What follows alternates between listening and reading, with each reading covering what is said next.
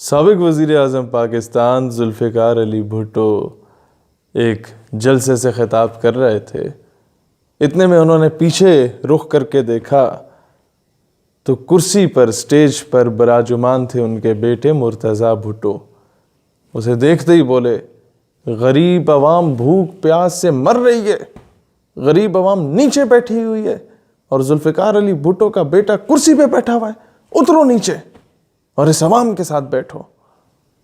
شام کو اس وقت تو مجمع لوٹا گیا، بھٹو کی بلے بلے ہو گئی، کل بھی بھٹو زندہ تھا، آج بھی بھٹو زندہ ہے، کل بھی بھٹو زندہ رہے گا، ہوتا گیا۔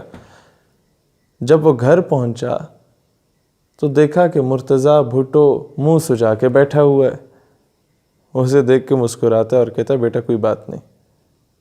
تو والدہ نے پوچھا، بیٹا تمہیں کس نے کہا تھا کہ کرسی پہ بیٹھو؟ مرتضیٰ بھٹو کہتا ہے، ڈیڈی نے کہا تھا۔ اب ہوا کیا کہ پاکستان کی سیاست پچھلے 70 سالوں سے کچھ اسی طرح چل رہی ہے۔ جب آپ کے فواد چودھری صاحب جا کر قادیانیوں کی فیور میں سٹیٹمنٹس دیتے ہیں، جب وہ اسیران ناموس رسالت پر خاموشی تھام لیتے ہیں، جب وہ وہاں سے برطانیہ اور امریکہ کی غلامی پر تلے ہوتے ہیں، جب آسیہ کے کیس کو اتنا بائسڈ ہو کے ڈیفینڈ کیا جاتا ہے، جس کو گستاخ رسول ہونے کے نام پر 2 بار سزا دی جا چکی ہو، فرد جرم عائد ہو چکا ہو، اس کے باوجود برطانیہ اور امریکہ کو راضی کرنے کے لیے، ان کی سٹیٹمنٹس پر پورا اترنے کے لیے فواد چودھری صاحب اور ان کی ساری گورنمنٹ جو ہے یک طرفہ ہو کے عاشقان رسول کی دل آزاری کرتے ہیں۔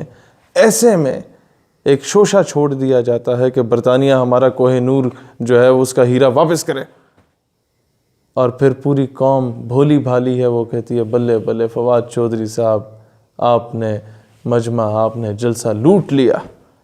دوستان ذی وقار، شاید آپ یہ بات جانتے ہوں کہ مالک اپنے بوٹ پالشیے کی درخواست پر نظر ثانی تو کر سکتا ہے، لیکن مالک کبھی اپنے بوٹ پالشیے کو اتنی جرت نہیں فراہم کرتا کہ وہ اسے حکم دے کہ فٹافٹ میری چیز واپس کرو۔